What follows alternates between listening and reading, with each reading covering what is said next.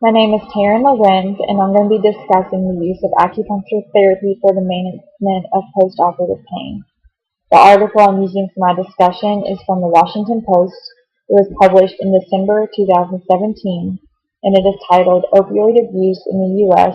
is so sad it's lowering life expectancy.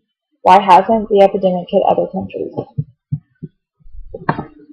For the second year in a row, life expectancy in the United States has dropped. In 2016, there was a 21% rise in the number of deaths caused by drug overdoses, with opioids causing two-thirds of them. Last year, the opioid epidemic killed 42,000 people.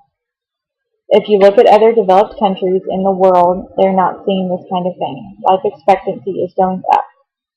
In no other developed country are people taking and dying from opioids at the rates they are in the United States. We have about 4% of the world's population, but about 27% of the world's drug overdose deaths. The U.S. medical system is to blame for this. Americans are prescribed opioids significantly more often than their counterparts in other countries. In the United States, 50,000 opioid doses are taken daily per every million residents. That is in large part as a result of our health insurance structure. Unlike countries that provide universal health care funded by state taxes, the United States has a mostly privatized system of care. Experts say insurers are much more likely to pay for a pill than physical therapy or repeat treatments. As a result, Americans are being prescribed opioids. Often, they are given several more pills than they could be expected to use to avoid repeat visits. The U.S. healthcare system is different from other countries in other ways too. Doctors in the United States are much more likely to provide painkillers than are doctors in other countries. Also, the United States is one of only two countries that allow prescription drug companies to advertise on television. Experts say too that U.S. medical schools have not done enough to educate students on pain management, addiction, and opioid use and abuse. Drug companies are also trying to woo physicians with gifts. Some companies host fancy dinners. In 2016, for example, OxyContin maker Purdue Farm spent $7 million on gifts to doctors and teaching hospitals. From 1996 to 2001, the company sponsored 40 national pain management symposia events in attractive destinations. In the same period of time, the company doubled its sales force, distributing coupons so doctors could offer patients 30-day supplies of OxyContin and other highly addictive drugs. In those 6 years, prescriptions for OxyContin jumped from 670,000 to more than 6 million.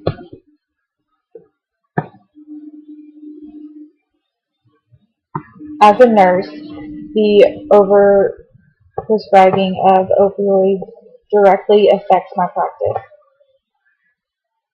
In this week alone, I was presented with 3 perfect examples as to why this is relevant. I had 3 different patients over the course of this week. My first patient had a thoracic aortic aneurysm. He went through a TVAR procedure, which is minimally invasive to repair this aneurysm. This patient was prescribed 25 micrograms of IV fentanyl every hour. So over the course of my shift, I administered 12 doses of 25 micrograms of IV fentanyl for this patient. This patient's pain was far exceeding to the procedure that he had actually had performed. The history of this patient is he has drug use and he has chronic pain. So instead of taking the time and finding other ways to manage this patient's pain, I think the physicians just did what was easy and gave the patient what he wanted. So we gave him 25 micrograms of fentanyl every hour. Another patient I had was an MVC, a motor vehicle collision. He suffered from a sternum fracture multiple rib fractures, and a scapula fracture. He was ordered Q2 hour 5 milligram oxycodone. This patient got to the point where he was refusing his pain medicine because the amount of pain medicine prescribed was more than what he needed. So we were overprescribing him pain medication. And then the plan for this patient after surgery was to give him a dilaudid PCA. Another patient I had this week was, he's intubated, sedated, he's on a paralytic, and he was also receiving a dilaudid drip for pain management. Those things alone are adequate, but then he was also scheduled 5 milligrams of oxycodone every 5 hours on top of the dilaudid drip. The dilaudid drip was only set at 0.6, which for my hospital's protocol is the minimum dose is 0.5 and the maximum dose is 2. So we were only a fraction of what we could have been giving him. We had plenty of room to go up on the dilaudid drip instead of adding a second opioid for this patient that was sedated and paralyzed. So I think in my practice there are just other ways to handle pain management. I feel like opioids are always the go-to. We just immediately order them. You ask your residents for oxycodone without question. They just put the orders in for you. So I don't think the time is taken to use alternative therapies to try to manage the patient's pain. Things are getting better. The facility I work at is currently doing research on aromatherapy management, acupuncture management. There are other things like massage therapy and music therapy that can also be implemented.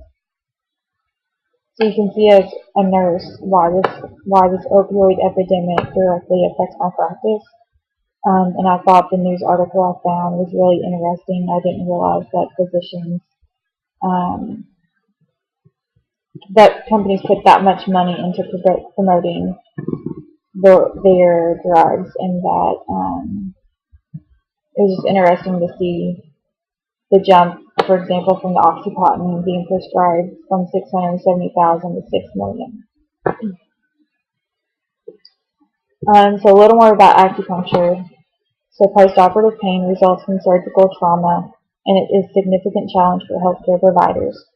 About 75% of patients experience moderate or severe pain following surgery. The mainstay of treating postoperative pain is the use of opioid analgesics. Acupuncture is often used to treat pain, and numerous studies have found it is safe compared to routine care. There have been extensive studies that assess the effectiveness of acupuncture and acupuncture-related methods in treating postoperative pain. It is found that patients treated with acupuncture or related techniques had less pain and used less opioid analgesics on the first day after surgery. Acupuncture applied to certain body sites can facilitate the release of specific neuropeptides in the CNS, eliciting profound physiological effects and even activating self-healing mechanisms. Acupuncture and analgesia affects the peripheral and central pain pathways. Acupuncture has also reduced opioid-related adverse events, which further supports the clinical importance of acupuncture treatment. Moreover, side effects attributed to acupuncture are mild and resolve spontaneously. Acupuncture may depress pain by activating a number of neurotransmitters or modulators such as opioid peptides, norepinephrine, serotonin, and adenosine. Acupuncture may also activate the endogenous inhibitory pathway. So I'm going to first discuss my teaching plan with you. The audience of my teaching plan, the material will be presented to surgical patients aged 18 and older who are being treated in a trauma surgical unit. Nearly 89% of surgery patients experience moderate to severe postoperative pain. Depending on surgery type, As many as half of these patients go on to experience chronic postoperative pain. Unsatisfactory pain control can limit patients' physical activities, prolong recovery time, and contribute to poor quality of life. Pain may also increase postoperative complications, such as postoperative morbidity, and may extend the length of hospitalization, increasing healthcare costs. Administration of standard analgesics, which are considered generally safe and effective, remain the primary approach to postoperative pain management. However, systematic analgesic administration can induce some adverse side effects, such as nausea, vomiting, depressive symptoms, pruritus, urinary retention, gastrointestinal motility, and ileus. Adverse effects can impair physical and psychological well-being, and more seriously may result in significant morbidity or even mortality. To achieve better postoperative pain relief and reduce the requirement for analgesic medication, various non-pharmacological approaches, including educational intervention, relaxation, and acupuncture point stimulation, have been employed. Acupuncture point stimulation has been lauded as a promising alternative method for achieving postoperative pain relief. The goal of my teaching plan is at the end of this presentation, the patient or family will acknowledge a possible new alternative for the postoperative pain and avoid or decrease their use of pharmacological interventions. Specific learning objectives for cognitive are: the patient will accurately define acupuncture therapy prior to surgery. The patient will identify 3 benefits of acupuncture therapy for postoperative pain management as an alternative to pharmacologic interventions prior to surgery. For effective, the patient will share any questions or concerns they have about using acupuncture therapy prior to surgery. The patient will accept written material about using acupuncture therapy prior to surgery. For psychomotor, the patient will use Google to print off a list of acupuncturists in their area by the end of postoperative week 1. The patient will schedule an appointment with an acupuncturist prior to first postoperative follow-up appointment. For my cognitive evaluation techniques, learning will have occurred if the patient can define acupuncture, demonstrating understanding of the therapy, and identify 3 benefits its use would provide for them. Learning will have occurred if the patient accepts written materials and shares questions and concerns they have about the use of acupuncture. Learning will have occurred if the patient identifies acupuncturists in their area and schedules an appointment for acupuncture prior to the first postoperative follow-up appointment. For my patient handout, which I'll include at the end of this video, I included 5 boxes. The first one is, what is acupuncture? Acupuncture is one of the oldest and most widely used medical practices in the world. It involves the use of very fine needles about the width of a human hair inserted into the skin and at key points and in specific combinations. Second box is, what are the benefits of acupuncture? Natural healing, reduced muscle tension, improved immune response, mood stabilization, better sleep, and improved overall health and well-being. My third box is, what conditions can be treated effectively with acupuncture? Migraine headaches, digestive disorders, joint or muscle pain, arthritis, neuropathy, menopausal symptoms, and emotional disorders.